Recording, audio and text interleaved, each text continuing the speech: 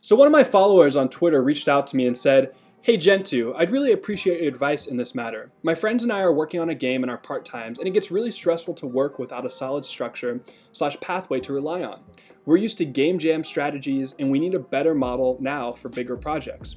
What's the best project management approach towards breaking down a game project to fit a short-term or long-term development period?" Why do we get frustrated? Stress comes from having all of these things looming over us, whether that be features that need to be implemented, things not going the way we thought they were going to be, deadlines, other people we're relying on. And when we have all of these things kind of looming over us, that's when we start to get stressed. So we want to look at all of these things and find ways to mitigate them and reduce them down so that they are no longer concerns in our day-to-day. And another thing that can really stress us out is the lack of progress, or at least the perception of lack of progress. One of the things we're going to be going over in this video is going to be finding ways to avoid that, because when it feels like we aren't making progress or we aren't getting closer to our goals, it can be really demotivating. All right, so let's jump into the ways that I like to manage my projects and the ways that I think you should be managing your projects to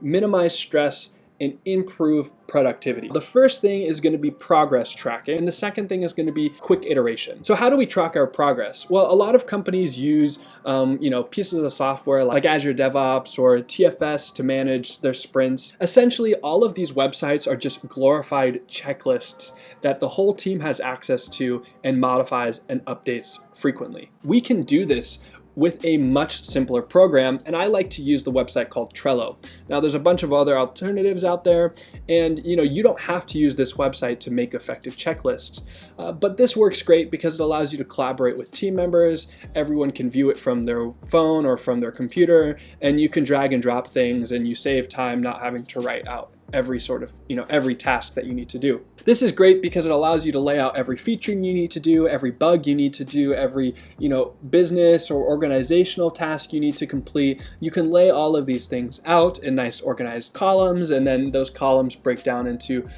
cards, and then those cards break down into checklists, and it's a really great way to organize everything that you need to do. So the first thing I'm going to say is, if you do not have an effective strategy for maintaining a checklist, do that. Number one, most important thing you need to do. If you do have a good checklist system, you know how overwhelming checklists can become. It's very easy to look at the endless mountain of things that you need to do and haven't done yet and be overwhelmed and stressed out. My recent realization is to come up with a checklist for all of the things that you've accomplished so far. So when you're feeling stressed out and looking at all of the tasks you need to complete, you can at the same time turn back to all of the things you've done this last week and say, wow, I was able to do this, and I was able to do this and get this done. It's a more positive mindset to bring towards checklists. Normal checklists are inherently negative because we look at them and say, these are the things we have not done. These are the things we need to get done. And it kind of puts this pressure on us to, oh my gosh, I have all of these things I need to get done. And we completely ignore all of the things that we did get done. And sometimes we've gotten incredible things done. Sometimes you look at your week of development and you say, wow, I got all of these things done. But that immediately gets overshadowed by your impending doom and checklists. So that would be my advice, is write the positive things you've done. Bring a more positive mindset to the work that you're doing, and don't forget to appreciate the things that you have accomplished already. The second point to the agile methodology that I mentioned we're going to steal from is the quick iteration. Once you have a baseline to work from, it becomes really easy to iterate on top of it. But it should work in this order. It should be framework first, features and iteration last. In the middle of developing the core gameplay, don't divulge into this other tangent and start working on these other things before you've completed this first task. If you do that, that is a prime recipe for scope creep, and before you know it, you haven't even finished your platforming physics, but you've developed some inventory system and networking and co-op, and there's a dialogue tree now, but you've totally lost direction, okay? And instead of being able to iterate quickly on your main game idea, you've spent all of this time and wasted all of this time on things that are not necessarily critical to the game itself.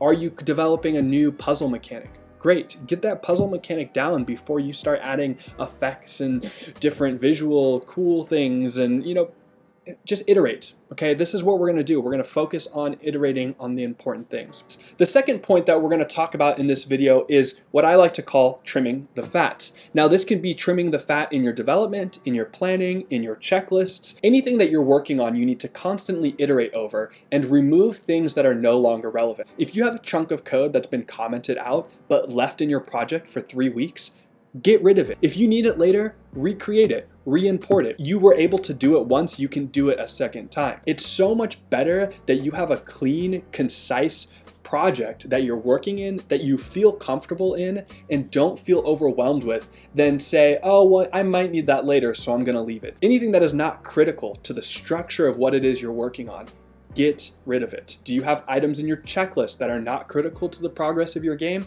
Trim them. Do you have big grand plans about what your game should be that you're so busy focusing on those that you aren't paying attention to what you're working on right in front of you? Trim those. This is all the unnecessary clutter that will start to weigh you down and you feel like you're just dreading, slogging through just dirt and crap and just make you hate working on what you're working on. And this is what we're trying to avoid. You need to stay motivated, you need to stay organized, and you need to stay focused. And having clutter in your life is not going to do that. A couple other points I want to make before we finish this video. The first one is go to events. Find ways for you to showcase your game at events. Even if you don't think you're ready. If you see an event coming up in 3 months and you think, maybe I can get something done by then, sign up for it. If it costs money, that's even better because it starts to put some weight and importance to these things that you're doing. If you know that in 3 months I have an event that I need to showcase a demo for and it costs me $100 to reserve that spot, well, shoot, you bet you're gonna be working a lot harder and a lot faster and a lot quicker to get things done. You're going to start to reprioritize. Okay, I have this demo coming up. Do I really need this feature for the demo? No, I don't. Do I really need this feature for the demo? Actually, yeah, I do. And you start to reorganize your priorities. If you say, I'm going to just show this game to my friend in 3 months, well, there's no weight behind that. Your friend's going to understand. They're not going to care if they have to see it, 6 months later or, whenever, or if they never see it. But by creating these deadlines and these milestones, we start to suddenly take these things more seriously and focus on getting them done in time. And on that same note, I'm also going to suggest that you try to find ways to create content, whether that be YouTube videos, devlogs, podcasts, Instagram posts, whatever. Something that you can create that's going to force you to provide content updates regularly. Especially if you set a schedule and stick to that schedule as closely as you can. Again, it's finding ways to put some responsibility or accountability on your work and on your development so that you can deliver on time to people that are expecting and waiting for you to deliver. Otherwise, if you don't deliver, who cares, right? No one's going to be sitting there waiting for you if you haven't built up this expectation to deliver. And again, just like what I said with events, once you have this expectation and this accountability, then you are going to start to naturally reprioritize and refocus on the things that are important to your game. Another point I want to make is to work with others. But if you're not working with other people, find a way to work with other people. When you work with teammates and friends or coworkers, you now suddenly become responsible for their success. You deciding, I'm not going to work today, or I don't feel like it, maybe I'll work tomorrow or next week, is now not just letting yourself down, but it's letting the other people you're working with down. So finding ways to work with other people is a great way to increase your productivity, to increase your motivation. And what's great is this is a two-way street. So if you find someone who is great to work with, they're going to motivate you to work when they deliver content, and that's going to motivate you to work, and then you're going to deliver content, and it's a back and forth cycle where you guys are motivating each other to work harder and then motivate each other with the work that you're producing. I think this is a great thing to do, and one of the reasons why I don't work on any of my personal projects alone anymore. I instead work with other people on maybe their project ideas or some other project idea that we both think is a good idea. And lastly, the most important point is try over and over and over again. It's important that you continue to try and you continue to keep working.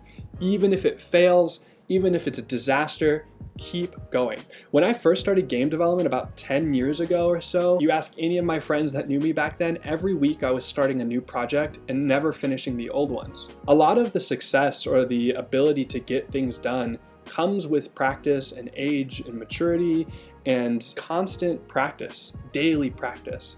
And there are still so many ways that I can grow and so many ways that I can get better at this and mature at this, but over the years, I have noticed just an increase in my ability to organize and my ability to work every day, even when I don't feel like working, still working. And like I said, there are ways that even I can be better at this, but by continuing to do it on a daily basis, I've gotten so much better at organizing and managing my time, managing my projects, and just finding ways to stay on track. Some of this stuff that is not technical can be the hardest aspects of working on a game or any sort of big project. Finding ways to design and plan and organize are things that a lot of people don't talk about, but these topics could be the factor that breaks it for you.